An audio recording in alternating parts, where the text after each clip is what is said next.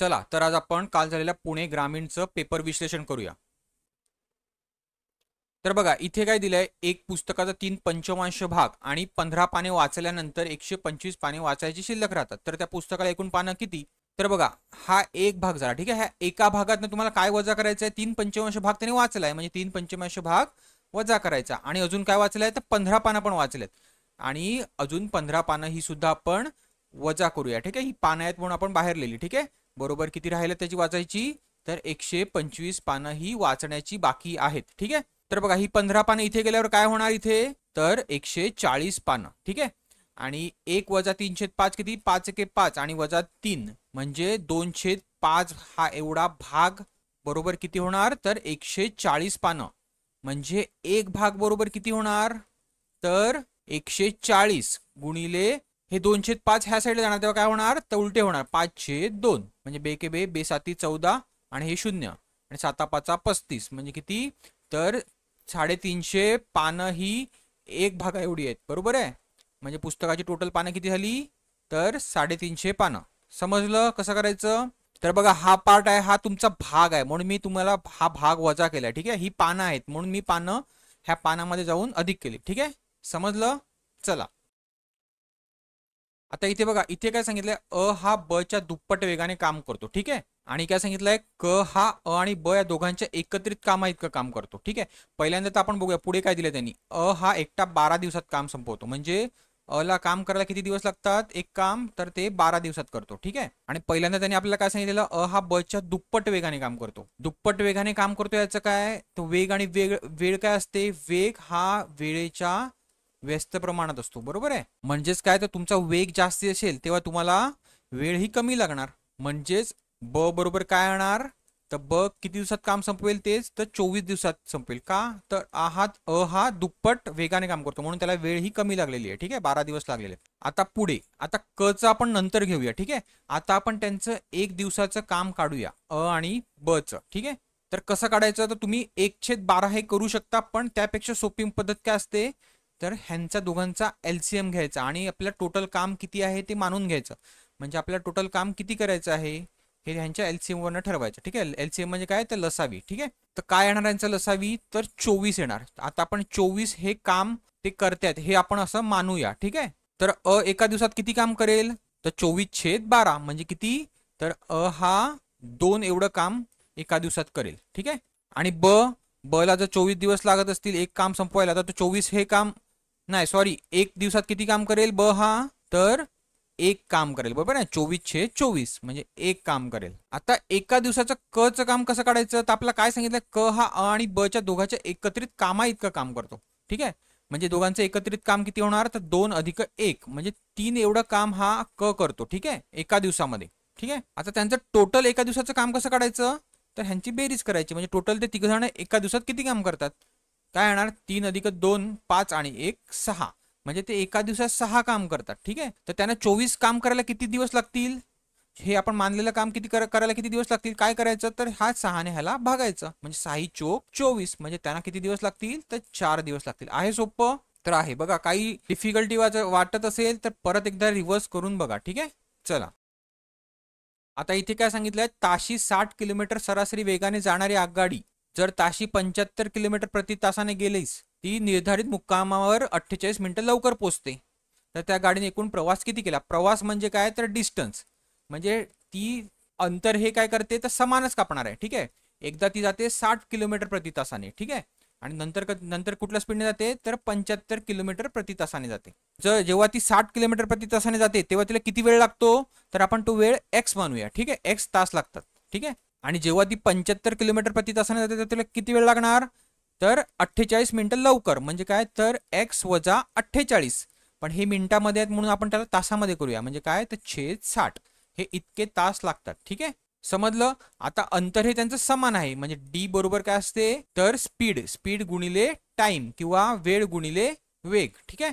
तर इथे स्पीड किती आहे किंवा वेग किती आहे? तर 60 गुणिले टाइम किती लागते पहिल्यांदा? तर एक्स लागते, बरोबर काय? तर दुसऱ्यांदा स्पीड किती आहे? तर 75 आणि त्यावेळेला टाइम किती लागते? तर एक्स वजा 48 छेद 60. समजलं? आता ह्याच्यावर तुम्हाला x ची किंमत काढायची आहे. तर कशी काढणार? बघा इकडे भाग द्या पहिल्यांदा. 12 के 12, 12 दूनी 24, 12 त्रिक 12 चौक 48 आणि 12 पंचावन्न 60. आणि इथे कितीचा भाग लागेल? तर 15चा लागेल बघा. 15 चौक 60 आणि 15 पाची 75. म्हणजे काय आलं? तर 4x बरोबर 5 कंसामध्ये x वजा 4/5 बरोबर. आता इथे 5 ने ह्याला x ला गुणल्यावर किती येणार? तर 5x बरोबर वजा 5 ने 4/5 ला गुणल्यावर काय येणार? तर हे 5 5 जाणार म्हणजे काय येणार? तर 4 आणि हे किती? तर 4x. आता हे 4x इथे घालवा म्हणजे ह्याच्यातनं वजा करा म्हणजे काय होणार? तर x आणि हे 4 आहेत हे वजा आहेत हे इथे आल्यावर काय होणार? तर अधिक होणार म्हणजे x बरोबर काय येणार तुमचं उत्तर? तर 4 येणार. पण त्याने आपल्याला काय सांगितलं? x नाही काढायला सांगितलं. आपल्याला काय सांगितलंय? तर d काढायचं आहे म्हणजे अंतर काढायचं आहे. ठीक आहे. आणि d बरोबर काय आहे आपण इथे घेतलाय? 60 गुणिले x. ठीक आहे. 60 गुणिले x हे घेतलंय. आता x ची किंमत ह्याच्यामध्ये टाका म्हणजे काय होणार? तर 60 गुणिले 4 म्हणजे काय? तर 6 चोक 24 म्हणजे 240 किलोमीटर हे अंतर तिला पार करावं लागेल डी बरोबर. ठीक आहे. समजलं? आहे उत्तर? तर आहे हे बघा. समजलं? चला आता ह्या प्रश्नाकडे व्यवस्थित लक्ष द्या. थोडंसं ट्रिकी आहे. ठीक आहे. 2-3 3-4 या प्रमाणात असलेल्या मोठ्यात मोठ्या 2 अंकी तीन संख्यांची सरासरी किती? ठीक आहे. काय दिलंय प्रमाण त्यांचं? 2-3 आणि 3-4. ठीक आहे.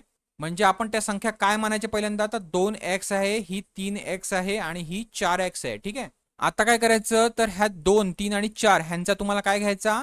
तर लसावी घ्यायचा. लसावी काय येणार? काय संख्या येणार? तर 12 ही संख्या येणार. बघा 4 त्रिक 12. ठीक आहे.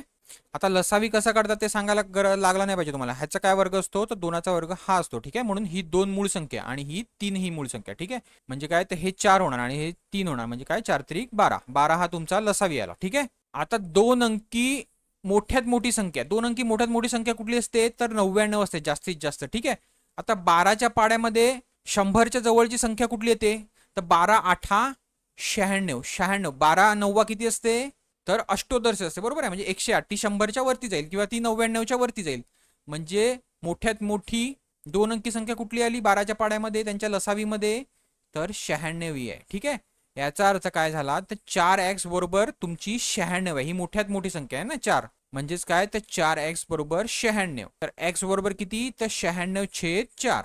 म्हणजेच काय? तर 4 1 4 4 2 8 1 आणि 4 चोक 16. म्हणजे x बरोबर काय आला तुमचा? तर 24 आला बरोबर. म्हणजे 3x बरोबर किती होणार? तर 24 गुणिले 3 24 त्रिक 72 म्हणजे ही संख्या तुमची 72 भेटली आणि ही संख्या किती भेटणार? 24 दुने 48 म्हणजे ही 48 भेटली. आता त्या तीन संख्यांची आपल्याला फक्त काय करायचं आहे? तर सरासरी काढायची आहे. तर 48 अधिक 72 अधिक 96 छेद 3 सरासरी अशी काढली जाते बरोबर आहे ना. म्हणजे तुम्ही ह्यांचा बेरीज केली तर तुम्हाला काय भेटेल? तर 216 आणि छेद 3. 3 1 3 3 7 21 आणि 3 2 6 म्हणजे त्यांची सरासरी किती आली? तर 72 आली. समजलं कसं करायचं? तर बघा फक्त तुम्हाला हे गुणोत्तर म्हणजे ह्या तीन संख्यांची तुम्हाला लसावी घ्यायची आहे. ठीक आहे. आणि त्या लसावीच्या पटीमध्ये मोठ्यात मोठी 2 अंकी संख्या कुठली होती? तर 99 होती. त्याच्या पटीमध्ये मोठ्यात मोठी 2 अंकी संख्या काढायची. ती कुठली होणार? तर 96 होणार. कारण त्याच्यावरती केलं तर 108 होतो बरोबर आहे. म्हणजेच काय? तर ही मोठी संख्या कुठली घ्यायची? तर 96 घ्यायची आणि त्याच्यावरनं x ची किंमत काढायची आणि ती किंमत ह्याच्यात टाकत ह्या दोन किमती काढून घ्यायच्या. ठीक आहे. आणि त्यांचा सरासरी घ्यायचा. इतकं सोपं आहे. ठीक आहे. चला आता इथे काय दिलंय बघा. एका काटकोन त्रिकोणाचे क्षेत्रफळ 150 चौरस सेंटीमीटर आहे. ठीक आहे. त्याच्या बाजूचे गुणोत्तर किती दिले आहे? 3-4 आणि 4-5. तर त्याच्या कर्णाची लांबी आपल्याला विचारली. ठीक आहे. आता हा झाला तुमचा काटकोन त्रिकोण. ठीक आहे. आणि ह्याच्या बाजू काय दिले तुम्हाला? तर 3-4 आणि 4-5. तर ही 3 बाजू घेऊया, ही 4 घेऊया आणि ही 5 घेऊया. ठीक आहे. ही आपण त्याची x घेऊया करूया. ठीक आहे. आपल्याला माहित नाही माहिती आपल्या गुणोत्तर दिले म्हणून आपण x ने गुणूया. ठीक आहे. तर काटकोन त्रिकोणाचं क्षेत्रफळ कसं असते? काटकोन त्रिकोणाचं क्षेत्रफळाचं सूत्र काय आहे? तर काटकोन त्रिकोणाच्या क्षेत्रफळाचं सूत्र आहे 1/2 पाया गुणिले उंची. पाया काय आहे इथे? हा पाया झाला तुमचा. किती आहे? तर 4x आहे. आणि उंची किती आहे? ही झाली तुमची उंची. ठीक आहे. उंची किती आहे? तर 3x आपण घेतलाय. ठीक आहे. आणि क्षेत्रफळ त्याने आपल्याला किती दिलंय? तर 150 चौरस सेंटीमीटर दिलंय बरोबर आहे. आता आपण इथे 150 घेऊया. ठीक आहे. हे झाले 150. आता ह्याच्यावरून तुम्हाला x ची किंमत काढा. ठीक आहे. म्हणजे तुम्हाला बाजू भेटून जातील. ठीक आहे. बे के बे, बे दुने 4 आणि 3 1 3 3 5 15 आणि हे 0. ठीक आहे. आणि बे के बे, बे 25 50. ठीक आहे. याचा अर्थ इथे काय झाला? हा x गुणिले हा x म्हणजे काय? तर x चा वर्ग बरोबर काय? तर 25 म्हणजे x बरोबर काय येणार? तर 5. ठीक आहे. आता x बरोबर 5 आला आणि आपल्याला सांगितलं त्यांनी कर्णाची लांबी किती. कर्ण किती घेतले आपण, तर 5x घेतलाय. म्हणजे x बरोबर 5 ही किंमत टाकल्यावर काय येणार तुमचं उत्तर, तर 5 5 25. म्हणजे काय येणार, तर 25 सेंटीमीटर ही कर्णाची लांबी आहे. उत्तर तर आहे. समजलं. चला आता इथे बघा काय सांगितलंय, 2 मीटर उंची व 1.4 मीटर तळाचा व्यास असलेल्या एका धातूचा बंदिस्त दंडगोल बनवण्यास एका धातूचा पत्रा किती लागेल. ठीक आहे. आता दंडगोल कसा असतो, तर बघा हा असा असतो. ठीक आहे. म्हणजे एक प्रकारे तुमचं सिलेंडर टाईप असतो. ठीक आहे. सॉरी माझं जरा थोडंसं ड्रॉइंग खराब असल्यामुळे बघा हा असा असतो. ठीक आहे. आणि त्याने आपल्याला काय दिलंय, तर व्यास दिलाय. ठीक आहे. हा व्यास आहे. व्यास हा पूर्ण असतो. ठीक आहे. व्यास किती दिलाय त्यांनी आपल्याला, तर 1.4 मीटर दिलाय. पण आपल्याला काय करायचं आहे, तर आपण हा रेडियस पण काढूया. म्हणजे रेडियस म्हणजे काय, तर त्रिज्या. त्रिज्या कशी काढणार, तर 1.4/2 म्हणजे व्यासाच्या अर्धी असते. बरोबर आहे. म्हणजे किती, तर 0.7 ही त्याची आपण त्रिज्या काढली. आणि आपल्याला अजून काय दिलं आहे, तर त्याची उंची दिली आहे. ही उंची आहे. ठीक आहे. उंची किती दिली आहे, म्हणजे हाईट किती दिली आहे, तर 2 मीटर दिलंय. आता बघ आपला हा पत्रा, म्हणजे हा आपण तुम्ही एका डब्याप्रमाणे हे करा. म्हणजे एक लोखंडी जो आपला स्टीलचा डब्बा असतो त्याच्याप्रमाणे त्याला बघा. ठीक आहे. म्हणजे त्याचं आपल्याला पूर्ण ह्याचं क्षेत्रफळ काढायचं. ठीक आहे. आता आपण पहिल्यांदा कुठलं क्षेत्रफळ काढूया, तर हा जो वक्राकार पृष्ठभाग आहे, हा जो वक्राकार पृष्ठभाग आहे त्याचं काढूया. आणि नंतर वरची ही दोन जी झाकण असणार आहे, हे झाकण गोल ते, आणि हे खालचा जो बेस आहे तळ त्याचं काढूया. ठीक आहे. हा पण गोल आहे. म्हणजे काय, तर हा गोल आहे. ठीक आहे. तर दंडगोलाच्या वक्राकार पृष्ठभाग कसा काढला जातो, तर काय सूत्र असते, तर लक्षात ठेवा 2 पाय गुणिले आर गुणिले एच. आर म्हणजे काय, तर त्रिज्या. एच म्हणजे काय, तर हाईट. म्हणजे काय, तर 2 गुणिले 22/7 गुणिले आर किती काढले आपण, तर 0.7, पण आपण 7/10 घेऊया. ठीक आहे. आणि एच किती आहे, तर 2, म्हणजे इथे 2. ठीक आहे. हे 7 गेले, हे 2×5 = 10 आणि 22 दुने 44, म्हणजे 44/5 हे काय झालं, तर ह्या जे वक्राकार आहे पत्रा, हा पत्रा जो लागणार आहे वक्राकार पृष्ठभागासाठी त्याचं क्षेत्रफळ झालं. ठीक आहे. आता आपल्याला काय काढायचे आहे, तर जी झाकणं काढायची. दोन वरचं झाकण आणि खालचा बेस हे दोन्ही गोलाकार आहेत. म्हणजे ह्यांचं क्षेत्रफळ काय येणार, तर वर्तुळाचं क्षेत्रफळ काय असते, तर πr². आणि अजून आपल्याला एक हा झाकणाचा झाला आणि अजून एक आपल्याला करावं लागेल πr². ठीक आहे. तर बघा पाय किती असतो, किंवा आपण इथे काय करूया, तर 2πr². हे 1 अधिक हे 1 म्हणजे किती, 2πr². ठीक आहे. म्हणजे 2 गुणिले 22/7 गुणिले r². आर किती आहे, तर 0.7, पण आपण घेऊया 7/10 गुणिले अजून 7/10. ठीक आहे. हे 7 गेले आणि याचा गुणाकार करा सरळ. ठीक आहे. तर ह्यांचा गुणाकार किती येणार, 22 गुणिले 2 गुणिले 7, तर 22×7 = 54 म्हणजे 154 गुणिले 2, आणि हे 10 गुणिले 10 किती, तर 100. बरोबर आहे. 154 गुणिले 2 किती, तर 308/100. आता हे आपल्याला भेटलं डब्याचं झाकण आणि त्याचा पृष्ठभाग ह्याचं क्षेत्रफळ, आणि हे आपला वक्राकार जो पत्रा लागणार आहे ह्या भागासाठी त्याचं क्षेत्रफळ. ठीक आहे. आता ह्यांची आपल्याला बेरीज करायला लागेल. 44/5 अधिक 308/100. म्हणजे आपण इथे काय करूया, हा 5च्या ऐवजी 100 करूया. 5 छेद आपल्याला समान करून घ्यायला लागेल ना. म्हणजे कितीने गुणावं लागेल, तर इथे पण 20ने गुणा आणि वरती पण 20ने गुणा. ठीक आहे. म्हणजे काय होणार, तर 44 जुने 88, 88/100 अधिक 308/100. आता ह्यांचा छेद हा समान झाला. म्हणजे काय होणार, तर छेद हा समान झाला. ठीक आहे. 308 अधिक फक्त तुम्हाला 88 करायचं आहे. म्हणजेच किती होणार, ह्यांची तुम्हाला बेरीज केल्यावर किती होणार, सॉरी इथे आपण एक शून्य घ्यायचा विसरलोय. ठीक आहे. 44 जुने 88 असते आणि हा शून्य. ठीक आहे, 20चा. म्हणजे 308 अधिक 880 किती होणार, तर 1188. ठीक आहे. म्हणजेच काय, तर हे 100 आहे तिथे. म्हणजे पॉईंट कुठे लागणार, तर 2 घरानंतर लागणार. म्हणजे 11.88 आहे उत्तर. 11.88 चौरस मीटर तर आहे. समजलं कसं करायचं, तर बघा तो ह्याच्यामध्ये काहीच कठीण नाही आहे. तुम्हाला हाईट आणि रेडियस दिलेला आहे. म्हणजे तुमची त्रिज्या किंवा व्यास दिलेला असेल तर त्रिज्या तुम्हाला काढता येते त्याच्या अर्धा करून. ठीक आहे. म्हणजे तुम्हाला हाईट आणि त्रिज्या माहीत पडली, आणि तुमचं वक्राकार ह्याचं क्षेत्रफळ काय असते, तर 2πrh. ठीक आहे. हे एवढं तुम्हाला फक्त लक्षात ठेवायचं आहे. आणि त्याचा बेस आणि त्याचं जे वरचं झाकण आहे त्याचं किती, तर हा बेस पण तो वर्तुळाकार आहे. म्हणजे काय, तर πr² असतो. ठीक आहे. अधिक त्या झाकणाचा πr². म्हणजे ह्या किमती टाकून, आर ची किंमत टाकून आणि पायची किंमत टाकून तुम्हाला ते पण क्षेत्रफळ भेटून जाईल. आणि दोघांना मग एकत्र करायचं. ठीक आहे. म्हणजे तुम्हाला ते क्षेत्रफळ भेटून जाईल. समजलं कसं करायचं. आता बघा असंच तुम्हाला शंकूचं पण विचारलं जाईल. शंकू असतो असा, त्याचा बेस असा असतो, तंबू टाईप असतो. तंबू असतो ना आपण राहतो तो टेंट, त्या टेंट असा असतो. ठीक आहे. शंखाकृती असतो. ठीक आहे. तर बघा ह्याच्यामध्ये काय दिलं असेल तुम्हाला, ही हाईट दिलेली असेल, हा एच दिलेला असेल, ठीक आहे, ही त्रिज्या दिलेली असेल किंवा व्यास दिलेला असेल ह्या वर्तुळाचा खालचा बेसचा, ठीक आहे, म्हणजे आर दिलेला असेल, आणि ही जी उतरती कडा आहे त्याला एल म्हणतात, स्लांट हाईट, ठीक आहे, उतरती कडा ही तुम्हाला दिलेली असेल एल, ठीक आहे, आणि ह्याच्यावरून तुम्हाला काय काढायचं आहे, तर ह्याचं क्षेत्रफळ काढायचं आहे. हा जो वक्राकार भाग आहे त्याचं क्षेत्रफळ, आणि जो खालचा हा भाग आहे हा तर वर्तुळाकृती आहे, ह्यांचं तुम्हाला माहिती आहे काय असते, तर पाय आरचा वर्ग, आणि हा जो वक्राकार भाग आहे त्याचं काय असतं क्षेत्रफळ शंकूच्या, तर पाय गुणिले आर गुणिले एल, म्हणजे पाय गुणिले त्रिज्या गुणिले ही उतरती कडेची लांबी, ठीक आहे, पाय आर एल हे लक्षात ठेवा, ठीक आहे, आणि ह्याचं आणि ह्याचं बेरीज करायची, म्हणजे तुम्हाला पूर्ण त्या तंबूच्या किंवा त्या शंकूच्या पृष्ठभागाचं क्षेत्रफळ हे भेटून जाईल. समजलं कसं करायचं? चला पुढे. आता इथे बघा काय सांगितलं, एका वस्तूवर शेकडा 20% सूट दिली आणि पुन्हा 10% सूट दिली, तर त्या वस्तूवर एकूण शेकडा किती सूट दिली गेली? तर बघा ह्याचं कसं करायचं, तर टक्केवारी बदलणे करायचं. आपण टक्केवारी बदल होतो याच्यामध्ये, ठीक आहे, असं नाही करायचं की 20 अधिक 10 म्हणजे 30, असं नाही, ठीक आहे, नाही तर उत्तर 30 मार्क करून येणार. टक्केवारी बदल म्हणजे किती होणार, तर पहिले सूट देतोय, सूट देतोय याचा अर्थ काय करतोय, टक्का तर कमी करतोय, म्हणजे आपण काय करतो, कमी करतो तेव्हा वजा घेतो, ठीक आहे, वजा 20, आणि इथे पण काय करतोय, सूट देतोय परत, म्हणजे काय, तर वजा 10 आहे, 10% सूट देतो, ठीक आहे, आणि इथे काय होणार, तर 10 गुणिले 20 म्हणजे 20 10 200. आता हे काय होणार, त्यांचा गुणाकार होते, वजा वजाचा गुणाकार होतो, म्हणजे काय होणार इथे चिन्ह तर अधिक होणार, ठीक आहे, छेद काय असतो तर 100, ठीक आहे, एवढं सोपं आहे. तर वजा 10 वजा 20 किती होणार, वजा 20 वजा 10 किती होणार, तर वजा 30, अधिक काय होणार, तर हे 0 0 जाणार, म्हणजे काय होणार, अधिक 2 म्हणजे किती होणार, तर वजा 28. तर वजा 28 म्हणजे काय, तर ही सूट देतो, ठीक आहे, म्हणजे वजा 28% ही सूट देतोय.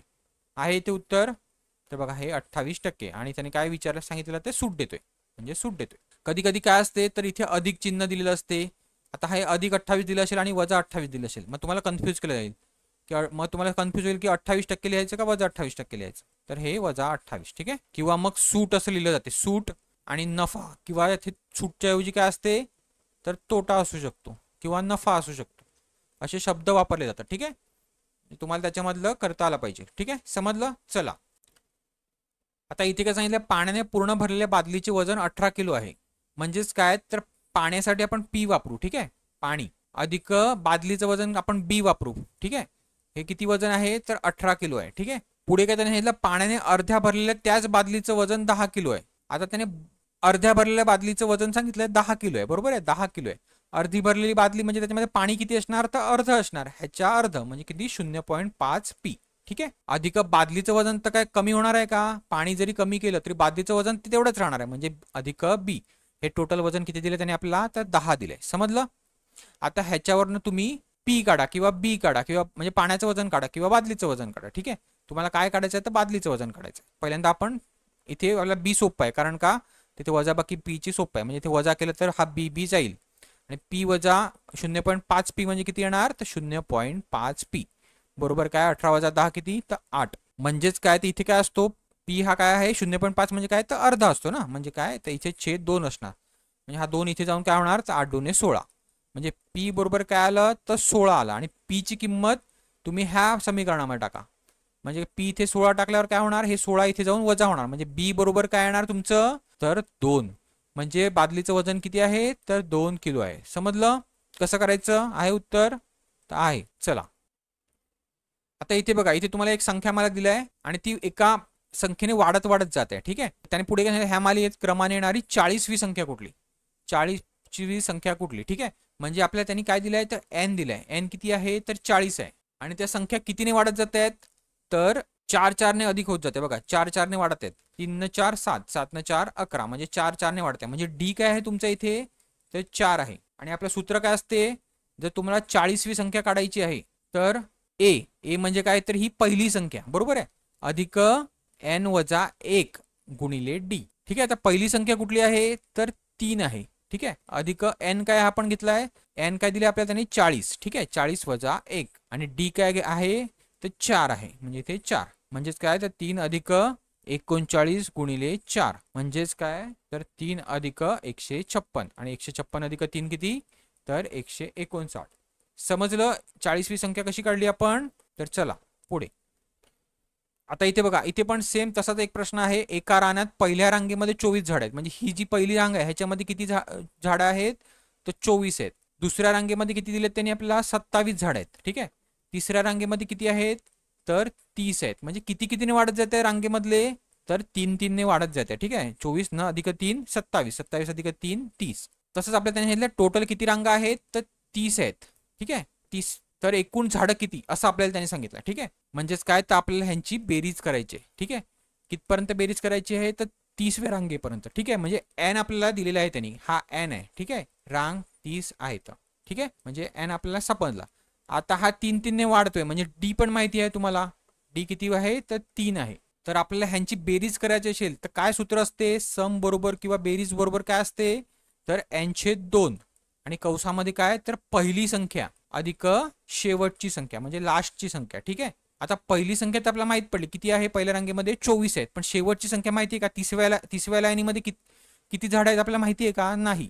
म्हणजे आपल्याला पहिल्यांदा काय काढायला लागेल, तर तिसव्या लाईनीमध्ये किती झाड आहेत. आपण कसे काढतात, तर मगाशी आपण बघितलं A30 बरोबर काय, तर A1 म्हणजे पहिल्या रांगेतलं झाड अधिक n-1 गुणिले डी.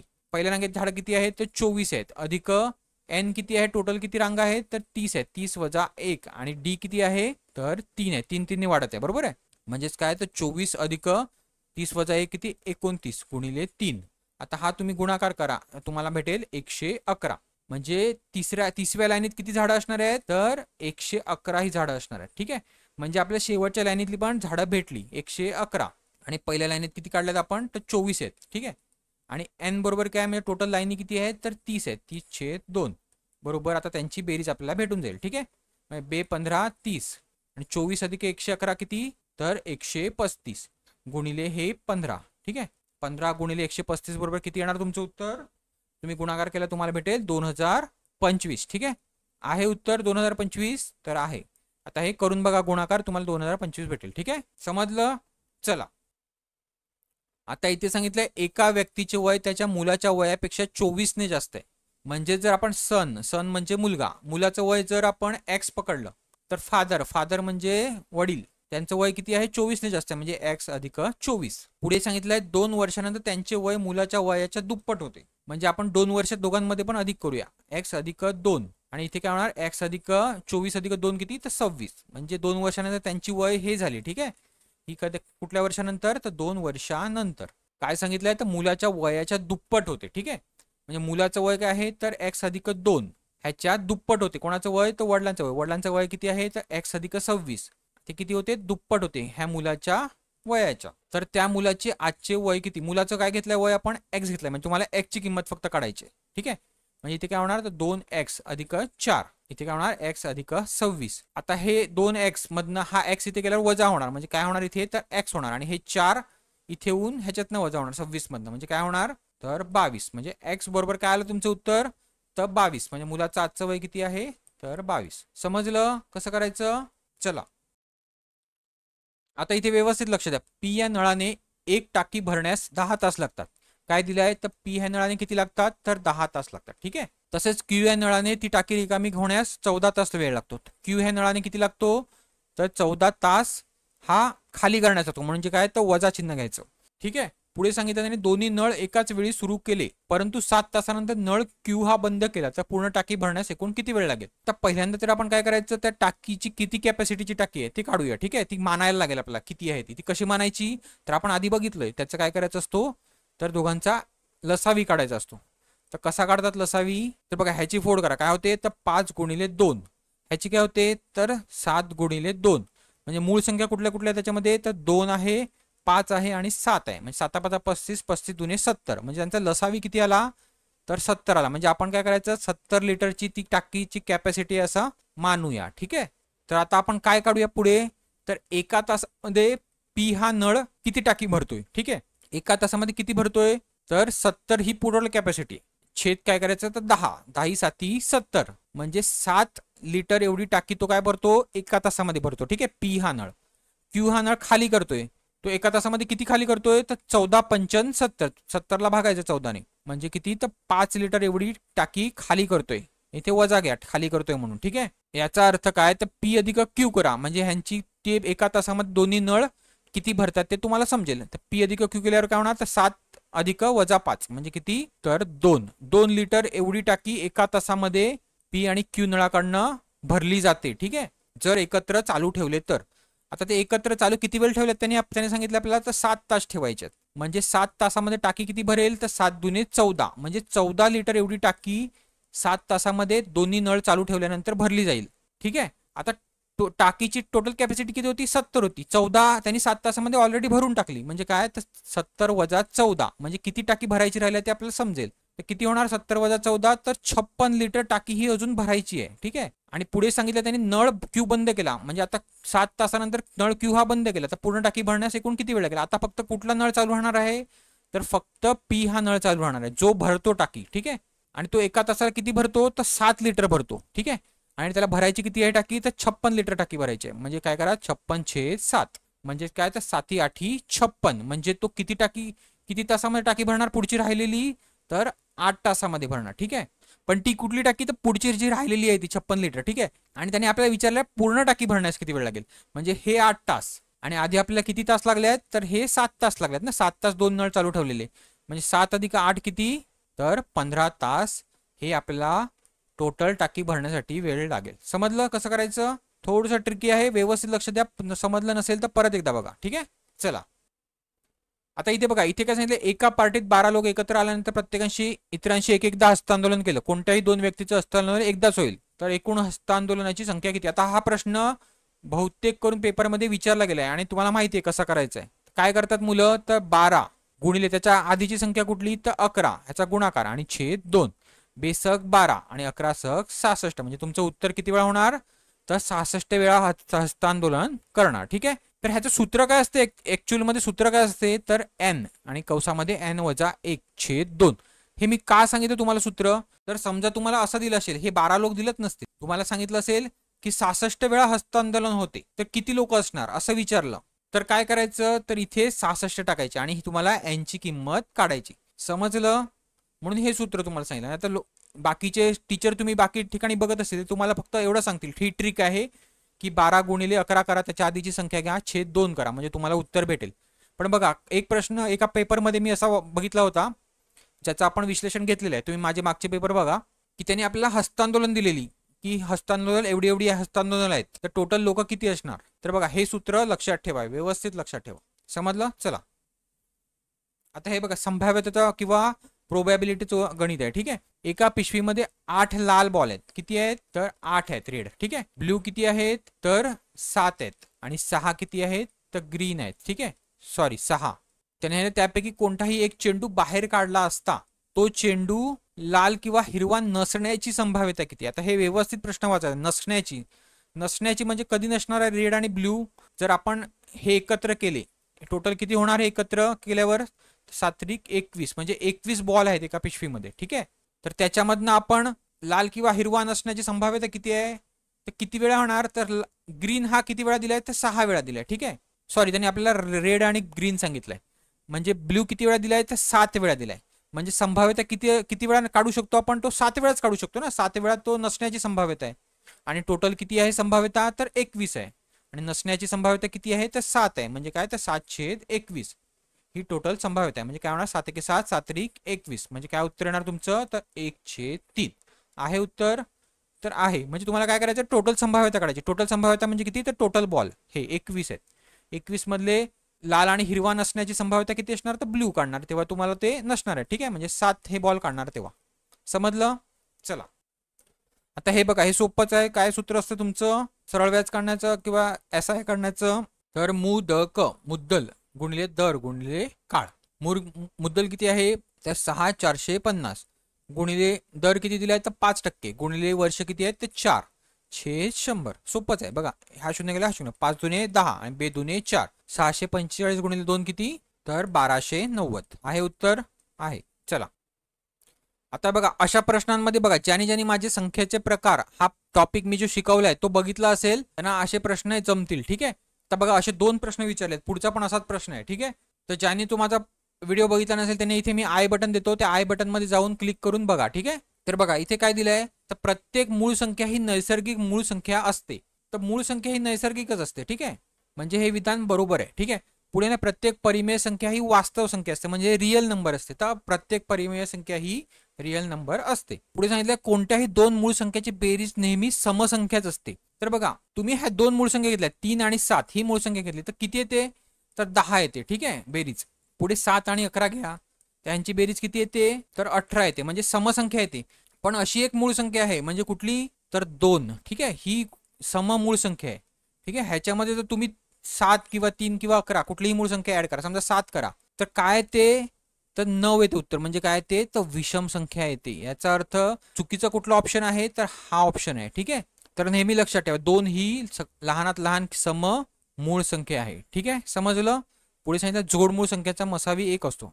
असतो असतो. चला पुढे आता इथे सांगितलं ज्या दोन परिमेय संख्यांची बेरीज 0 येते त्यांना काय म्हणतात तर सहमूळ संख्यांची बेरीज 0 येते का. सहमूळ संख्या आणि जोडमूळ संख्यामध्ये फरक माहिती आहे तुम्हाला काय असतो तर बघा जोडमूळ संख्यामध्ये ज्या दोन्ही संख्या असतात त्या हा मूळ संख्याच असतात. ठीक आहे तसंच सहमूळ संख्यामध्ये ज्या दोन संख्या असतात त्या मूळ संख्या पण असू शकतात किंवा मग नैसर्गिक संख्या कुठल्याही किंवा वास्तव संख्या असू शकतात. ठीक आहे पण जोडमूळ मध्ये त्या मूळच संख्या असल्या पाहिजे. ठीक आहे आणि त्यांच्यामधला फरक कितीचा असतो तर जोडमूळ संख्यामध्ये 2चा फरक असतो. ठीक आहे म्हणजे दोन संख्यामध्ये कितीचा फरक असतो तर 2चा असतो. आणि इथे काय असते तर इथे यांचा मसावी सुद्धा 1 असतो. ठीक आहे इथे सुद्धा मसावी तुमचा 1 असू शकतो. ठीक आहे कारण का तर मूळ संख्येत म्हणजे काय तर मसावी तुमचा 1च येणार आहे. समजलं. फक्त इथे काय तर मूळ संख्या ह्या कंपल्सरी असतात.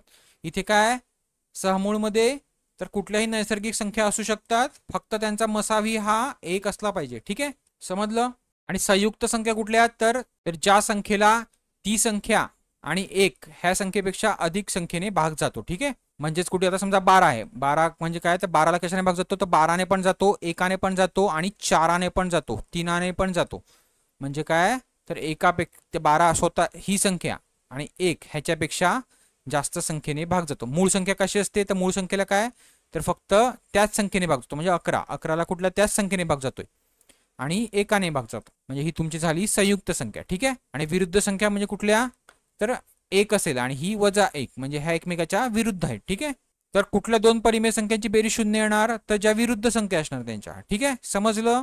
चला आता इथे बघा व्यवस्थित लक्ष द्या थोडंसं ट्रिकी आहे. एका टोपलीत काही फुले आहेत. ठीक आहे आणि त्याने सांगितलं 12 मुलांना प्रत्येकी सारखी फुले वाटली तर 8 फुले उरतात. म्हणजेच काय तर 12 मुलांना आपण x एवढी फुलं वाटली म्हणजे समान x. ठीक आहे आपण x म्हणजे आपण एवढी फुलं वाटली. ठीक आहे तर 8 फुले उरतात म्हणजे ही एवढी त्यांची फुलांची संख्या झाली. ठीक आहे टोटल. आता ही एवढीच फुलं म्हणजे ही टोटल फुलं जर 14 मुलांना सारखी वाटली म्हणजे काय करायचं छेद 14 टोटल छेद 14 तर किती फुलं उरतात तर 10 फुलं उरतात म्हणजे बरोबर 10. म्हणजे हे तुम्हाला जनरल इक्वेशन करायचं. ठीक आहे काढायचं आहे. म्हणजे आता ह्या इक्वेशन मध्ये बघा 12x अधिक 8 ह्या समीकरणामध्ये बघा x बरोबर किती टाकणार तेव्हा तुम्हाला ह्या पर्यायातनं उत्तर भेटणार. बघा ह्या पर्यायातलं तुम्हाला उत्तर भेटलं पाहिजे. x बरोबर अशी किंमत टाका की पर्यायातलं हे उत्तर आलं पाहिजे. ठीक आहे काय टाकणार तर 2 टाकला तर किती होणार 12 दूनी 24 24 अधिक 8 32 म्हणजे अजून मोठी संख्या टाकावी लागेल. 5 टाकला तर 12 पंचन 60 60 अधिक 8 किती तर 68 आहे 68 तर नाही. 3 टाकला तर 12 त्रिक 36 36 अधिक 8 ती पण मोठी होते 40 पेक्षा पण आपल्या इथे किती आहे 30 आणि 28 दोनच ऑप्शन आहेत आणि इथे 80च्या वर्षी आहेत. ठीक आहे आता आपण 6 टाकून बघूया 12 72 72 अधिक 8 किती तर 80 म्हणजे जर x बरोबर आपण 6 टाकलं 6 ही किंमत टाकली तर काय उत्तर 80 उत्तर आहे तर आहे.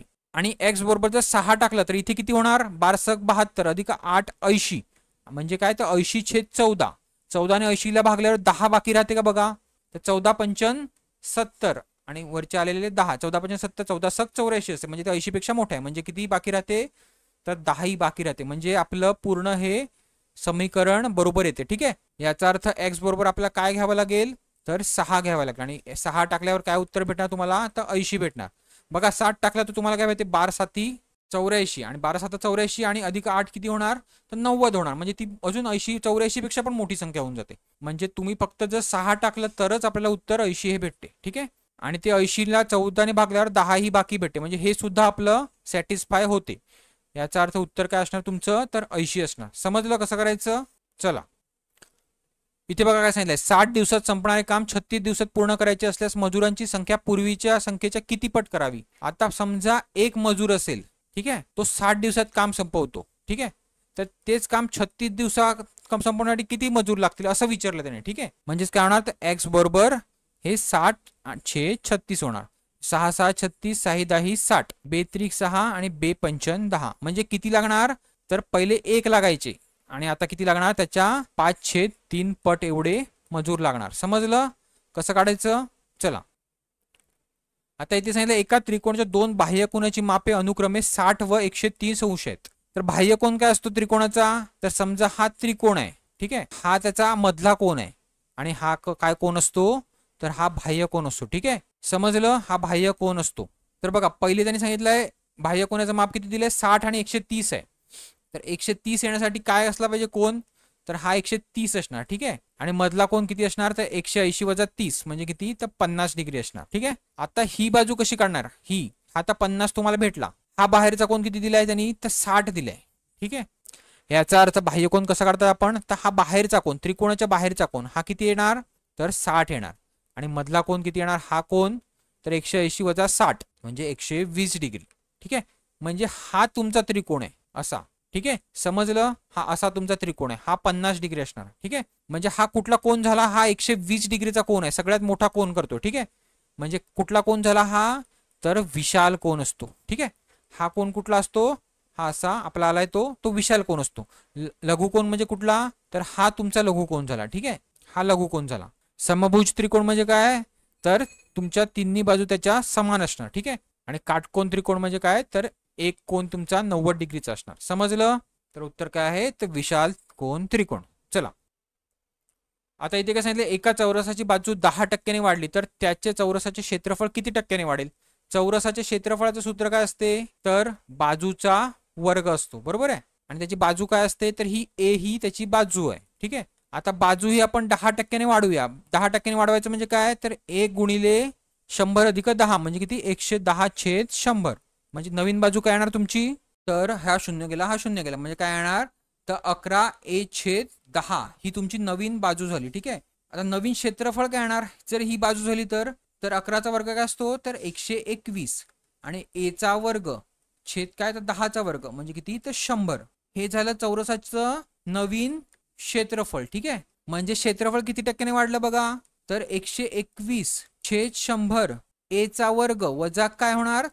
तर a चा वर्ग छेद काय होणार? तर a चा वर्ग. का? a च्या वर्गाच्या आपण प्रमाणात बघतोय ना, गुणिले 100 म्हणजे किती टक्क्याने वाढलं ते आपल्याला काढायचंय. ठीक आहे, तर 100 a चा वर्ग होणार ना इथे. 121 वजा 100 a चा वर्ग म्हणजे किती? तर 21 a चा वर्ग छेद 100 आणि छेद हे a चा वर्ग जसा आहे तसा. ठीक आहे, आणि गुणिले 100 म्हणजे काय होणार? तर 21 a चा वर्ग छेद हे 100 खालती येणार म्हणजे ती तर 100 a चा वर्ग गुणिले 100 म्हणजे काय होणार? तर a चा वर्ग गेला, a चा वर्ग गेला, 100 गेले, 100 गेले, म्हणजे काय येणार उत्तर? तर 21% एवढ्या टक्क्याने ते वाढणार. समजलं? आता मी इथे 121/100 घेतला, तिथे तुम्ही 1.21 पण घेऊ शकता. 1.21 a चा वर्ग, त्याच्यातनं हे वजा करा आणि ते काढा उत्तर. ठीक आहे, म्हणजे तुम्ही असं पण करू शकता, असं पण करू शकता. ठीक आहे, समजलं? चला आता बघा हा प्रश्न पण टक्केवारी बदलचा आहे. आता बघा मी तुमचं पर्सेंटेज हा किंवा टक्केवारी हा टॉपिक घेतलेला आहे. तर बघा इथे आय बटन आहे, मी तिथे देतो तुम्हाला. तर टक्केवारीमध्ये बघा अशा प्रकारचा आपण हा प्रकार घेतलेला आहे. ठीक आहे, मी जेवढे प्रकार पडतात ते सगळे प्रकार घेतलेले आहेत त्या व्हिडिओमध्ये.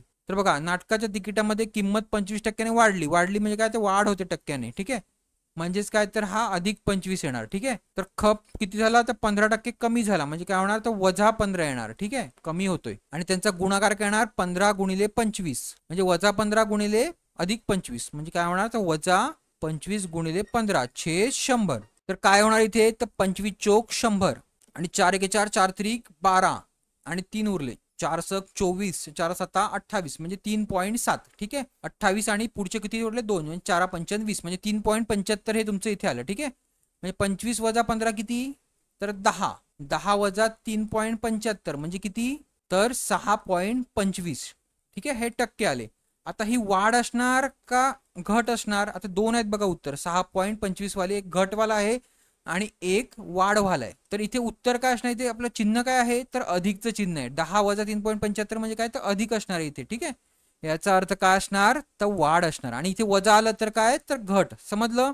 चला आता इथे काय सांगितलं? ज्योती व वंदना यांनी लघु उद्योगासाठी बँकेकडनं समान कर्ज एकाच दराने सरळ व्याजाने घेतलं होतं. ठीक आहे, ज्योतीने 2 वर्षात 8,680 रुपये व वंदनाने 5 वर्षात 11,200 रुपये भरून कर्जाची परतफेड केली. आता 8,680 काय आहे? 8,680 ही रास परत केली. ठीक आहे, रास म्हणजे काय? तर त्यांचा प्रिन्सिपल म्हणजे त्यांनी जी मुद्दल घेतलाय ती अधिक सरळ व्याज म्हणजे काय? तर सिंपल इंटरेस्ट ही रास आहे. ठीक आहे, ही कोणाची आहे? तर ज्योतीची आहे. आणि वंदनाने किती केलाय? तर 11,200 रुपये. ठीक आहे, ही पण तिची रास आहे. आणि वर्ष किती घेतल्यात? तर हिने 5 वर्ष घेतली आणि हिने किती घेतल्यात? तर 2 वर्ष घेतल्या ठेवल्या. ठीक आहे, मुद्दल म्हणजे पी किती घेतलाय? तर दोघींनी पण समान घेतलाय. ठीक आहे, आणि दर किती आहे? टक्क्याचा दर तो पण समान आहे. ठीक आहे, आता ह्याच्यासाठी तुम्ही कुठलं सूत्र वापरणार? तर पी बरोबर ए छेद 100 अधिक आर गुणिले टी गुणिले 100. ठीक आहे, हे सूत्र तुम्हाला यूज करायचं. ठीक आहे, म्हणजे पी तुमचा कॉमन आहे, पी तुम्हाला समान दिलं, दोघींनी पण पी समान घेतलाय म्हणजे काय? तर दोघींचं आपल्याला बरोबरी करूया. ठीक आहे, ए बरोबर हिची किती ए आहे? तर 8,680 छेद 100 अधिक आर किती आहे? तर आर दोघींचा पण समान आहे म्हणून आर तसाच्या तसा. आणि टी किती आहे हिचा? आता 2 वर्ष आहे म्हणजे 2 आर घेऊया. ठीक आहे, इथे 2 आर बरोबर इथे गुणिले 100. ठीक आहे, बरोबर काय? तर ए जो आता वंदनाचं किती आहे? तर 11,200 छेद 100 अधिक हिचं किती आहे? तर 5 वर्ष आहे म्हणजे 5 आर. ठीक आहे, गुणिले 100. आता हे 100 असे पण जाणारच आहे. ठीक आहे, पुढे काय जाईल? तर हा एक शून्य जाईल, हा एक शून्य जाईल. आता कितीचा भाग लागतो बघा? 4चा लागतो का? तर बघा शेवटचे 2 अंकाला 4ने भाग जात असेल म्हणजे पूर्ण संख्येला 4ने भाग जातो. म्हणजे आधी इथे लागतो बघा 4 दुने 8, 4 एके 4, 2 4 24, 4 7 28 म्हणजे 217 आले. 4 दुने 8, 4 8 32 आणि हे 0. ठीक आहे, पुढे कसला भाग लागतो? तर 7चा लागतो. 7 त्रिक 21, 7 एके 7, 7 चोक 28 आणि हे 0. म्हणजेच काय? तर 31 छेद 100 अधिक 2 आर बरोबर 40 छेद 100 अधिक 5 आर. आता ह्यांचा तिरकस गुणाकार घ्या. 31 गुणिले 100 किती? तर 3100 अधिक 31 गुणिले 5 किती? तर 5 एके 5, 5 त्रिक 15. ठीक आहे, 155 आर बरोबर 40 गुणिले 100 किती? तर 4वर 3 शून्य अधिक 40 दुने 80 आर. ठीक आहे, आता झालं सोपं. आता हे 80 इथे येऊन वजा होणार 155 मधनं म्हणजे काय होणार? तर काय भेटेल तुम्हाला? तर 75 आर बरोबर ह्या 4,000 3100 देऊन वजा होणार म्हणजे किती होणार? तर 900. ठीक आहे, आता त्या भाग 25चा लागतो बघा. 25 त्रिक 75, 25 त्रिक 75 इथे सुद्धा. ठीक आहे, आणि वरचे राहिले 15 म्हणजे 25 सहग 150. ठीक आहे, परत 3चा लागतो बघा. 3 एके 3, 3 दुने 6 म्हणजे आर बरोबर काय आला तुमचा? तर 12 आला. ठीक आहे, पण तुम्हाला आर काढायला सांगितलंय का? म्हणजे रेट ऑफ इंटरेस्ट तर 12% भेटला तुम्हाला, पण तुम्हाला सांगितलंय किती कर्ज घेतलं तर म्हणजे तुम्हाला मुद्दल काढायचे, पी काढायचं आहे. तर ही आर ही किंमत कशामध्ये टाकायची? तर ह्याच्यापैकी कुठल्याही किमतीमध्ये टाका. आपण ह्याच्यामध्ये टाकूया 8,680 छेद 100 अधिक 2 गुणिले आर म्हणजे किती? तर 12 म्हणजे 12 दुने 24 गुणिले 100. आता तुम्हाला भेटून जाईल मुद्दल. ठीक आहे, म्हणजेच काय? तर 8,680 छेद 124 गुणिले 100. आता हा गुणाकार करा, तुम्हाला गुणाकार करावा लागेल. ठीक आहे, तर हा गुणाकार केल्यावर तुम्हाला काय भेटेल? तर पी बरोबर भेटेल तुम्हाला 7,000. ठीक आहे, हा गुणाकार तेवढा करा. ठीक आहे, सोपा आहे, जास्त काही कठीण नाही आहे. 8ने भाग जातो बघा. सॉरी, पहिले 4चा भाग देऊन बघा. 4 त्रिक 12, 4 एके 4 इकडे 31 येतात. 4 दुने 8, 4 एके 4, 2 4 4 7 28 आणि हा 0. ठीक आहे, मग 3ने परत सॉरी 31 आहे ना, 31ने भाग देऊन बघा ह्याला. 2170ला 31चा भाग द्यावा लागेल. ठीक आहे तुम्हाला, कारण 31 ही मूळ संख्या आहे. 30च्या किती पटीमध्ये 217 येणार? तर 7 पटीमध्ये येते बघा ना. 3 7 21 म्हणजे जवळपास 7 पटीमध्ये येते. म्हणजे काय? तर 31 गुणिले 7 करा तर काय होणार? तर 7 एके 7 आणि 7 त्रिक 21 म्हणजे 30 7 217 आणि हा वरचा 0 आणि हे 70 गुणिले 100 म्हणजे किती येणार? तर 7,000 येणार. समजलं? बघा थोडं लेंदी गणित आहे, पण असे 1-2 प्रश्न तर तुम्हाला पेपरमध्ये असणारच आहेत. आता तुम्ही मुंबई किंवा पुणे ह्या विभागाचा पेपर देतात. ठीक आहे, चला आता इथे काय सांगितलं? सर्वात मोठी एक अंकी मूळ संख्या. आता सर्वात मोठी एक अंकी मूळ संख्या कुठली असते? तर कुठली असते? 10च्या आधी कुठली असते? तर 7 असते. ठीक आहे, आणि पुढे काय सांगितलं? सर्वात लहान 2 अंकी संयुक्त विषम संख्या. आता सर्वात लहान 2 अंकी विषम संख्या कुठली असणार? तर सर्वात लहान 2 अंकी संख्या कुठली असते? तर 10 असते. ठीक आहे, पण 10 ही विषम संख्या आहे का? तर 10 ही विषम संख्या नाही. म्हणजे त्याच्या पुढची संख्या कुठली? तर 11. पण 11 ही मूळ संख्या आहे, ही 11 ही संयुक्त संख्या नाही मिळत. ठीक आहे, त्याच्या पुढची संख्या कुठली आहे? तर 12. 12 ही संयुक्त संख्या आहे, पण 12 ही विषम संख्या आहे का? तर नाही, म्हणजे ही पण संख्या नाही. त्याच्या पुढची कुठली आहे? 13. 13 ही समसंख्या आहे, विषम संख्या तर आहे पण मूळ संख्या आहे, ठीक आहे, म्हणजे ती संयुक्त संख्या नाही. त्याच्या पुढची संख्या कुठली आहे? 14. 14 ही तर संयुक्त संख्या आहे पण ती मूळ संख्या ती समसंख्या आहे का? तर नाही. ती कुठली आहे? ती विषम संख्या आहे का? तर नाही. तर ती कुठली संख्या आहे? तर समसंख्या. पुढची संख्या कुठली? 15. आता 15 ही संयुक्त संख्या पण आहे आणि विषम संख्या पण आहे. म्हणजे काय? तर तुमची ही संख्या कुठली असणार? सर्वात लहान 2 अंकी संयुक्त विषम संख्या तर 15 असणार, ठीक आहे. पुढे काय सांगितलं त्यांनी? याचा गुणाकार किती? तर 15 गुणिले 7 किती? तर 15 7 85 म्हणजे किती? तर 105 हा त्यांचा गुणाकार. समजलं? चला आता इथे काय सांगितलंय? 72 ने निशेष भाग जाणारी खालीलपैकी संख्या कुठली? आता कसं करायचं? तर 72 ने ह्याला भागात नाही बसायचं. तुम्ही काय करायचं? तर तुम्हाला कसोटी माहिती आहे, ठीक आहे. 72 ची पहिल्यांदा फोड करायची. तर फोड काय असते? तर 12×72 किंवा 8×9=72 असते, बरोबर आहे. म्हणजे 9 ची कसोटी तर तुम्हाला माहिती आहे आणि 8 ची कसोटी सुद्धा माहिती आहे. काय? तर शेवटचे 3 अंक, ह्या 3 अंकांना जर 8 ने भाग जात असेल तर पूर्ण संख्येला 8 ने भाग जातो, ठीक आहे. आणि 9 ची कसोटी काय असते? तर प्रत्येक अंकाची बेरीज, प्रत्येक अंकाची बेरीज, ह्या बेरजेला जर 9 ने भाग जात असेल तर पूर्ण संख्येला 9 ने भाग जातो. आता ह्या 72 साठी तुम्हाला ह्या दोन्ही पण कसोटी पास झाल्या पाहिजे, ठीक आहे. तर पहिल्यांदा आपण कुठली बघायची? 8 ची बघायची का 9 ची बघायची? तर पहिल्यांदा आपण 8 ची बघूया, ठीक आहे. तर ह्या 3 संख्या बघा, ह्याला 8 ने भाग जातो का? बघा 102 ला. तर 8 एके 8, हे 2, 8 दुने 16 आणि 22 ला भाग तर जात नाही, म्हणजे ह्या संख्येला 8 ने भाग जात नाही. आता ही पुढची संख्या बघा काय? 9 7 3 4 4, ठीक आहे. आता हे शेवटचे 3 अंक घ्या, ह्याला 8 ने भाग जातो का?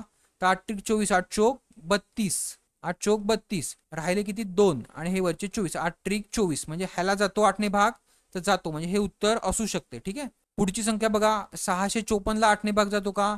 8 8 64 आणि 1 राहिला आणि 14, 8 दुने 16, म्हणजे ह्याला पण 8 ने भाग जात नाही, म्हणजे हे पण उत्तर नसणार तुमचं. शेवटची संख्या बघा 808 आहेत, ह्याला जाणार 8 ने भाग तर जाणार 8 एके 8, 8 0 0 आणि 8 एके 8, म्हणजे ह्या तिन्ही 808 ला 8 ने भाग जातो. याचा अर्थ हे पण उत्तर असू शकते, ठीक आहे. आता पुढची कसोटी कुठली करायची? तर 9 ची करा, म्हणजे ह्यांची बेरीज घ्या प्रत्येक अंकाची. तर इथे काय बेरीज होणार? तर 7 अधिक 3 किती? तर 10, 10 अधिक 9 किती? तर 19, 19 अधिक 8 किती? तर 27, म्हणजे 27 ला 9 ने भाग जातो का? तर जातो. 9 त्रिक 27, याचा अर्थ उत्तर काय असणार तुमचं? तर बी हे उत्तर असणार. 9 7 3 4 4, ठीक आहे. आता इथे पण आपण चेक करून बघूया 9 ने भाग जातो का, ठीक आहे. 7 न 3 10, 10 न 8 18, 18 न 8 26, 26 ला 9 ने भाग जातो का? तर नाही जात, पूर्ण भाग लागत नाही. याचा अर्थ उत्तर काय तुमचं असणार? तर हे उत्तर असणार. म्हणजे तुम्हाला समजलं काय करायचं? तर ह्या दोन कसोटीची टेस्ट करून बघायची, ठीक आहे. समजलं? चला आता बघा, असे प्रश्न मी घेणार नव्हतो, हे सोपे प्रश्न असतात, पण एका विद्यार्थ्यांनी काल सांगितलं की सर तुम्ही काही प्रश्न घेत नाहीत, तर तुला सोपे प्रश्न आहेत ते पण आता घेतोय, ठीक आहे. तर बघा इथे जे लॉजिक लावलंय त्यांनी ते थोडंसं माझ्या समजचं पण बाहेर आहे. बघा इथे काय केलंय? तर हा एम इकडे आलाय, बरोबर आहे, पहिला आलाय, म्हणजे काय केलं त्यांनी? तर हा एम इथे घेतलाय, ठीक आहे. दुसऱ्या घरानंतर दुसरा जो घर आहे म्हणजे एम जो आहे तो इथे घेतला, ठीक आहे. आणि पुढे काय केलं? डब्ल्यू आणि आर तसाच्या तसा लिहिलाय, ठीक आहे. पुढे काय केलं? सी हा इथे घेतला, एचच्या आधी घेतला, म्हणजे ह्यांची जागा अदला बदली केली, ठीक आहे. पुढे पण बघा, आता इथे पण बघा, इथे काय केलंय? तर हा आर म्हणजे दुसरा जो आहे किंवा तिसरा जो आहे एम नंतरचा दुसरा, आणि टोटल किती आहे? तर तिसरा, तर हा आर परत इथे घेतला, ठीक आहे. आणि हा एम डब्ल्यू तसाच लिहिलाय, ठीक आहे. आणि ह्यांची जागा अदला बदली केली, शेवटचे 2 अंक आहेत त्यांची अदला बदली केली, पण एच इकडे आला आणि सी इथे गेला. आता पुढे काय होणार? तर हा डब्ल्यू आहे तो परत इथे येणार, ठीक आहे. डब्ल्यू इथे आला, परत आर आणि एम तसाच्या तसा लिहायचा आणि हे सी आणि एच ची जागा बदलायची, म्हणजे सी आणि एच. तुमचं उत्तर काय ना? WRMCH, म्हणजे सी हे तुमचं उत्तर असणार. समजलं? बघा काही पण लॉजिक दिलेलं असते, तुमचा वेळ घालवण्यासाठी असं असते, ठीक आहे. समजलं? चला आता इथे बघा, इथे काय केलं त्यांनी? तर ह्याचा फरकच आहे, कारण का? तर संख्या एवढी पण वाढत नाहीये, ठीक आहे. 2 आणि 12 मध्ये फरक कितीचा येतो? तर 10चा येतो, ठीक आहे. 12 आणि 36 मध्ये कितीचा येतो? तर 24चा येतो. 36 आणि 80 मध्ये कितीचा येतो? तर 44चा येतो. 80 आणि 150 मध्ये कितीचा येतो? तर 70चा येतो, ठीक आहे. आता त्याने इथे काय आपलं लॉजिक लागते का? तर नाही लागत. आता त्याने अजून ह्यांचा फरक घेतलाय, ठीक आहे. 24 आणि 10चा फरक काय येतो? तर 14 येतो. 14 आणि 24 आणि 44चा किती येतो? तर 20 येतो. 20 44 आणि 70चा किती येतो? तर 26 येतो. याचा अर्थ त्याने इथे काय केलंय बघा, 14 अधिक 6, ठीक आहे. 20 अधिक 6 आणि 26 अधिक 6 किती येणार इथे? तर 32 आले पाहिजेत, ठीक आहे. आणि 32 अधिक 70 म्हणजे किती होणार, तर 102. ठीक आहे, 102 आले पाहिजे. ते कशामध्ये अधिक करायचे, तर 150 मध्ये करायचे. समजलं. 150 अधिक 102 किती, तर 2, 5 आणि हे 2 म्हणजे किती येणार आलं पाहिजे उत्तर तुमचं, तर 252. ठीक आहे उत्तर. तर हे बघा आहे 252. समजलं. चला आता इथे पण बघा, इथे तुम्हाला वाटेल की हे 15 आणि 5 आणि 1 हा अदला बदली केल्यात, म्हणजे 5 इथे आणलाय आणि 1 इथे आणलाय. पण असं उत्तर नाही होणार का, तर 9 इथे आला आणि 1 इथे केलं तर किती होणार, तर 91 यायला पाहिजे. पण 91 आहे का इथे, तर नाही मिळत. म्हणजे त्यांनी काय केलंय, तर 15 चोक 60 असतात. ठीक आहे, आणि 60 वजा 9 केलाय, म्हणजे 4 गुणिले केले आणि वजा 9 केलाय. म्हणजे काय, तर 19 गुणिले 4 करा. 19 चोक किती असतात, तर 76 असतात. ठीक आहे, वजा काय करायचंय तुम्हाला, परत 9 करायचे.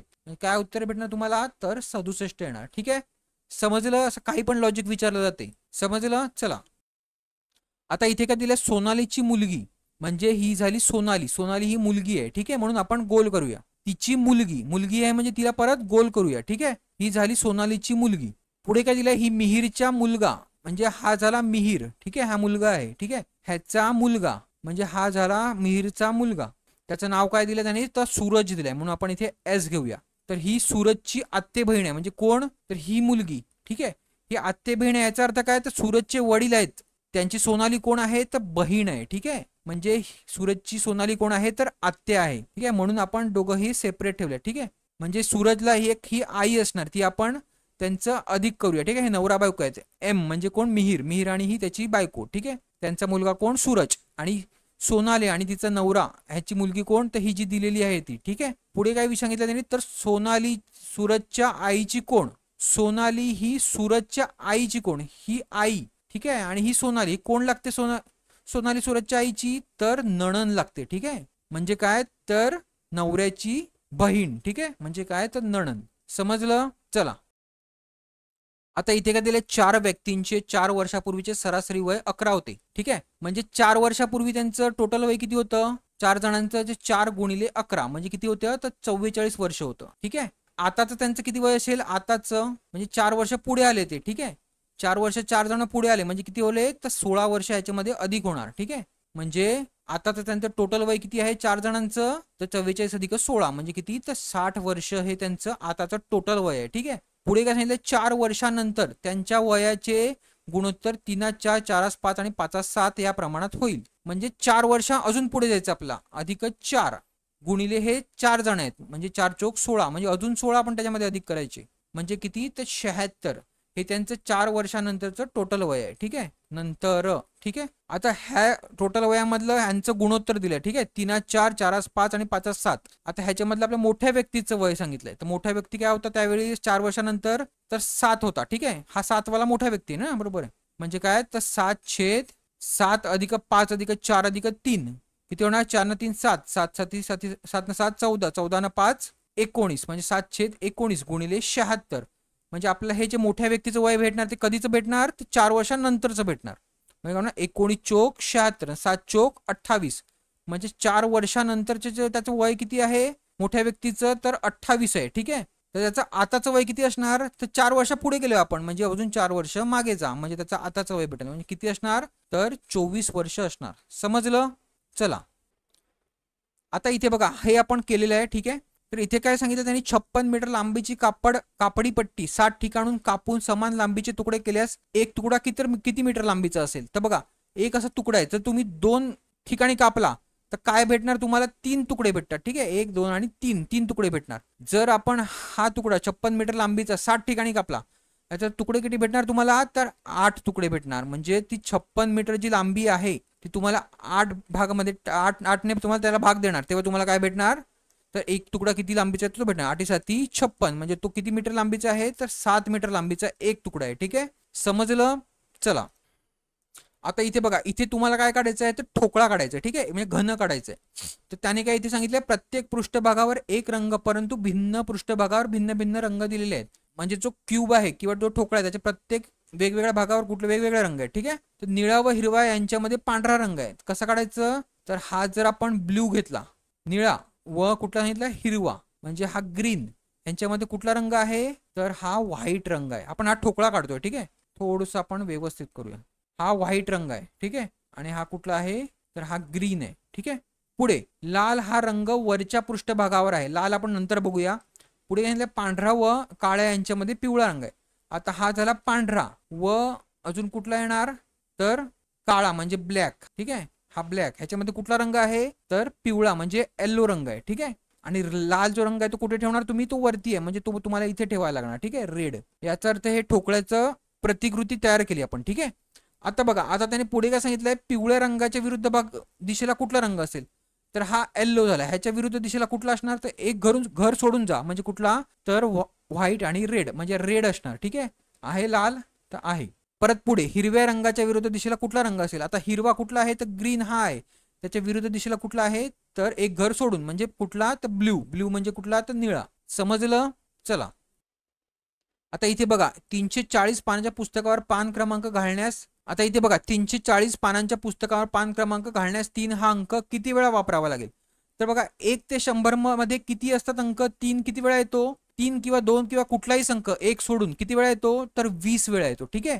म्हणजे 1 ते 100 मध्ये किती येणार तर 20 वेळा 3 येणार. ठीक आहे. आता 101 ते 200 मध्ये किती वेळा येणार तर सेम अजून तोच येणार ना 20 वेळाच येणार कारण का तर इथे 2 आहे. ठीक आहे. म्हणजे इथे पण 20 वेळाच येणार. आता पुढे बघा 201 ते 300 मध्ये किती वेळा येणार 300 मध्ये नाही 300 पर्यंत बोलतोय मी सगळे पर्यंत बोलतोय. 201 ते 300 पर्यंत किती वेळा येणार तर हे 20 वेळा येतातच पण हा 3 इथे पण आलाय बघा म्हणजे किती वेळा येणार तर 21 वेळा येणार. ठीक आहे. पुढे 301 ते 340 पर्यंत 3 किती वेळा येणार तर बघा 3 आता हा लागतच जाणार 340 3 प्रत्येकांच्या शतक स्थानी येतच जाणार म्हणजे किती शतक स्थानचा पण 3 मोजायचा म्हणजे किती वेळा येणार 40 पर्यंत तर 40 वेळा येणार. ठीक आहे. अधिक आता अधिक अजून कुठला करायचा आहे तर बघा आता हे 3 सोडा शतक स्थान सोडा आता 1 ते 40 पर्यंत 3 किती वेळा येणार बघा 1 ते 10 पर्यंत किती येणार तर 1 वेळा 3 येणार. ठीक आहे. परत 11 ते 20 मध्ये किती वेळा येतो तर बघा परत 20 वेळा म्हणजे परत 1 वेळात येणार. ठीक आहे. 11 ते 20 वेळा म्हणजे 13 वेळेला 3 येणार. ठीक आहे. आता 20 ते 30 मध्ये किती वेळा येणार तर 2 वेळा येणार का तर 30 आहे ना 330 आपण हा पकडत नाही 30. ठीक आहे. म्हणजे 20 ते 30 वेळा किती वेळा येणार हा 23 वेळा येणार आणि हा 30 वेळा येणार म्हणजे 2 वेळा येणार. अधिक 31 ते 40 पर्यंत किती वेळा येणार तर 10 वेळा येणार का 10 वेळा येणार तर हे 9 होणार 39 पर्यंत. ठीक आहे. आणि ह्या पुढे 33 पण येणार ना म्हणजे किती तर टोटल 10 होणार. ठीक आहे. आता ह्यांची बेरीज घ्या. ठीक आहे. किती होणार बघा 20 ने 20 40 40 ने 40 80 80 आणि 21 किती तर 101 101 अधिक 1 म्हणजे किती तर 102 103 103 अधिक 2 105 आणि 105 अधिक 10 115 म्हणजे काय उत्तर येणार तुमचं तर 115 वेळा येणार. ठीक आहे. आता हे तुम्हाला असंच करायचं आहे. ठीक आहे. म्हणजे 1 ते 100 मध्ये अंक किती वेळा येतो कुठलाही अंक तर 20 वेळा येतो. तसे तुम्हाला अधिक अधिक करत जायचंय. फक्त इथे का आला 21 तर हा 3 आहे म्हणून. ठीक आहे.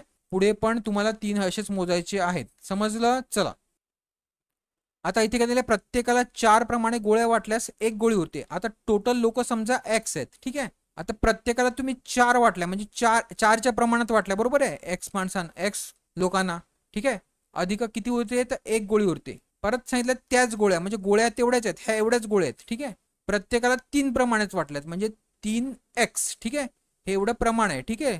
तर किती गोळ्या उरतात तर 12 गोळ्या उरतात म्हणजे ह्या टोटल गोळ्या झाल्या. ठीक आहे. ह्या टोटल गोळ्या म्हणजे ह्या तेवढ्याच गोळ्या आहेत ना म्हणजे ह्यांची बरोबरी करायची. समजलं. आता 3x इथे येऊन वजा होणार म्हणजे काय होणार तर x आणि 12तनं हा 1 गेल्यावर किती होणार तर 11 होणार म्हणजे x बरोबर काय आलं तुमचं तर 11 आलं. तर आपल्याला किती सांगितलं एकूण गोळ्या किती काढायच्या. ठीक आहे. आता हे 11 इथे टाकू शकता किंवा इथे पण टाकू शकता कुठल्याही समीकरणात टाका म्हणजे काय होणार 11 चोक 44 44 अधिक 1 किती तर 45 म्हणजे टोटल गोळ्या किती आहेत तर 45. समजलं. चला आता इथे सांगितलं वर्गात गुरुजींनी काही सूचनांसाठी अंक वापरले जसे 1 म्हटले की उठा. ठीक आहे. 1 म्हटलं की उठा 2 म्हटलं की हात वर करा 3 म्हटलं की जागेवर उडी मारा. त्याप्रमाणे खाली सूचना दिल्यास मुलांनी उठल्यानंतर किती वेळा उडी मारली उठल्यानंतर किती वेळा उडी मारली म्हणजे उठण्यासाठी काय दिलं आहे तर 1 आहे आणि उडी मारण्यासाठी काय आहे तर 3 आहे. ठीक आहे. म्हणजे 13 किती वेळा आलाय ते बघायचं आहे तुम्हाला. आता किती वेळा आलाय 13 इथे बघा एकानंतर 3 किती वेळा आलाय ते बघा. हा 1 आला. ठीक आहे. परत हा 2 झाला परत हा 3 झाला परत हा 4 झाला परत हा 5 झाला परत हा 6 झाला म्हणजे किती वेळा येतो तर 6 वेळा येतो. समजलं. चला आता बघा हे सोपंच आहे, प्रत्येक पेपरमध्ये असे प्रश्न विचारले गेले. ठीक आहे. एका वर्षी 1 ऑगस्टला काय येतो, तर गुरुवार येतो म्हणजे थर्सडे येतो. ठीक आहे. तर त्याच वर्षी बालदिन कुठल्या वारी आला असेल. आता बालदिन कधी असतो, तर चाचा नेहरूंचा किंवा पंडित नेहरूंचा जन्मदिवस असतो. तो कधी असतो, तर 14 नोव्हेंबरला असतो. ठीक आहे. म्हणजे 14 नोव्हेंबरला कुठला वार आहे तो आपल्याला काढायचा आहे. तर बघा ऑगस्ट, सप्टेंबर, ऑक्टोबर आणि नोव्हेंबर म्हणजे आपल्याला एवढी महिने पुढे जायचे. तर ऑगस्टमध्ये किती दिवस असणार, एक ऑलरेडी आपल्याला एक भेटलेलं आहे. एकाच्या पुढे किती दिवस उरले असणार आता, तर 30 दिवस असणार. ठीक आहे. आता सप्टेंबरमध्ये किती अधिक दिवस असणार, तर 2 असणार. का, तर 30 महिन्यांचा आहे ना हा सप्टेंबर. परत ऑक्टोबर किती दिवसाचा असतो, सॉरी दिवसाचा, 30 दिवसाचा आहे ना. 31 दिवसाचा काय असतो, तर ऑक्टोबर असतो. नोव्हेंबर किती असतो, तर 30 दिवसांचा असतो.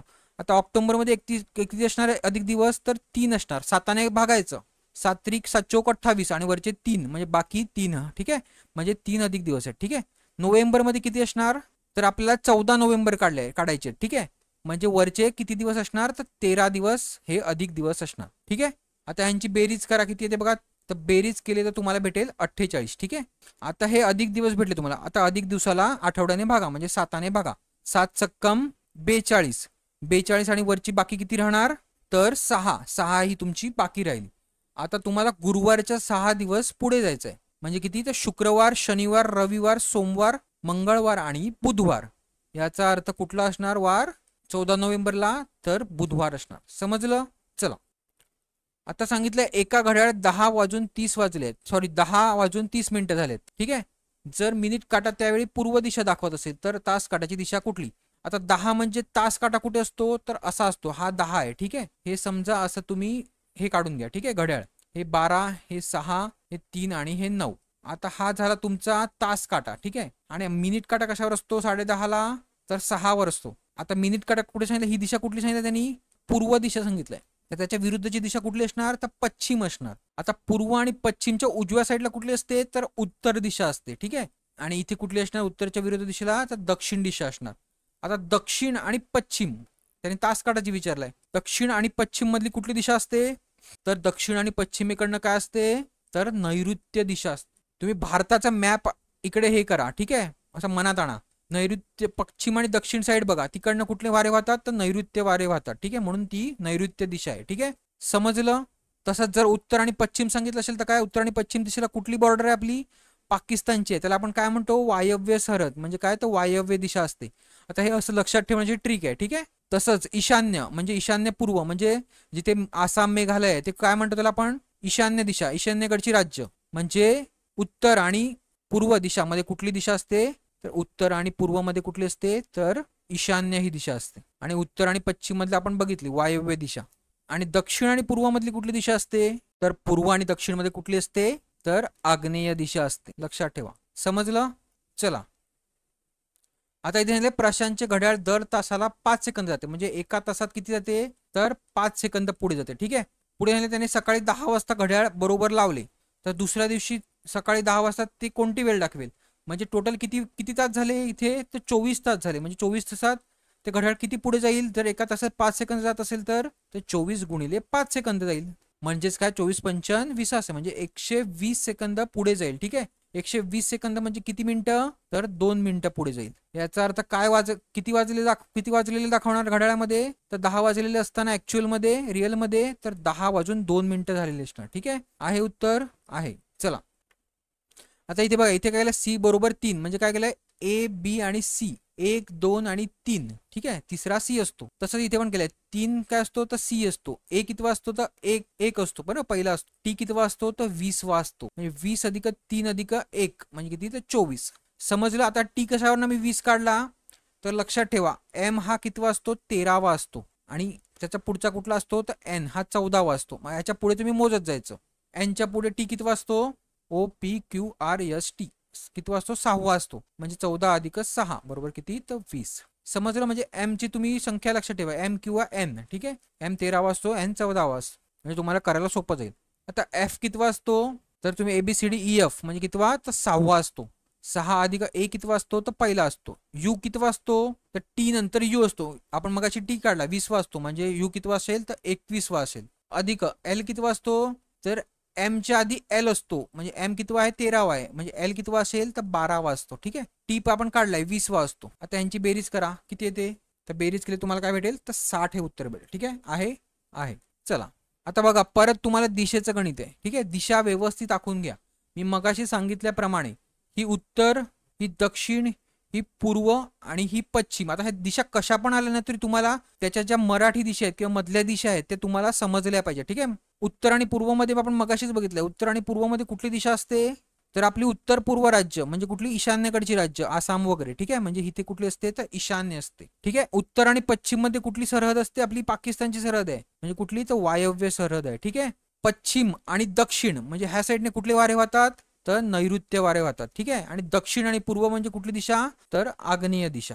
आता बघा, आता त्यांनी सांगितलंय प्रथम तुम्ही डावीकडे एका काटकोनात वळालात, पहिले कुठे उभा होता तोंड करून, तर वायव्य दिशेला म्हणजे इथे तोंड करून उभा होता. ठीक आहे, तो आता 90 डिग्री मध्ये वळाला, म्हणजे कुठे वळाला, तर नैऋत्य दिशेकडे तो बघायला लागला. ठीक आहे, परत काय सांगितलं, नंतर तो परत उजवीकडे 2 वेळा काटकोनात वळाला, म्हणजे परत तो ह्या साईडला वळाला, परत एकदा इथे वळाला, म्हणजे परत एकदा तो वायव्यकडे बघायला लागला, परत दुसऱ्यांदा 90 डिग्री मध्ये वळाला, म्हणजे आता तो कुठे बघायला लागला, ईशान्येकडे बघायला लागला. तर त्यांनी तेच विचारलं, आता तुमचे तोंड कुठल्या दिशेला आहे, कुठल्या दिशेला आहे, तर ईशान्य दिशेला आहे. समजलं. चला तर अशा प्रकारे आपण पुणे ग्रामीणचं विश्लेषण व्यवस्थित केलेलं आहे. ठीक आहे, आता पुढची जी महत्वाची भरती आहे तुमची मुंबईची भरती, त्याच्यासाठी मी स्पेशल 2 ते 3 व्हिडिओ आणेल, जेणेकरून मुंबई भरतीसाठी जे विद्यार्थी करत असेल त्यांच्यासाठी त्यांची रिव्हिजन होईल. ठीक आहे, आणि तो जो टॉपिक आहे तो आपण व्यवस्थित प्रत्येक टॉपिक नुसार घेणार आहोत. त्या व्हिडिओमध्ये मी प्रत्येक टॉपिक नुसार शिकवणार आहे. ठीक आहे, जे जे प्रकार विचारले गेले आहेत आतापर्यंत ते आपण व्यवस्थित करूया. तर जे मुंबई विभागाची तयारी करत असेल त्यांनी प्लीज सबस्क्राईब करा, आणि जे रेल्वे भरती आणि महानगरपालिका भरतीसाठी तयार करायचं असेल त्याच्यासाठी आपण क्लासेस चालू करणार आहोत, ते सुद्धा सबस्क्राईब करा. आणि जर तुम्हाला लेक्चर माझा आवडत असेल, माझं शिकवणं आवडत असेल, तर लाईक करायला विसरू नका. ठीक आहे, चला, थँक्यू.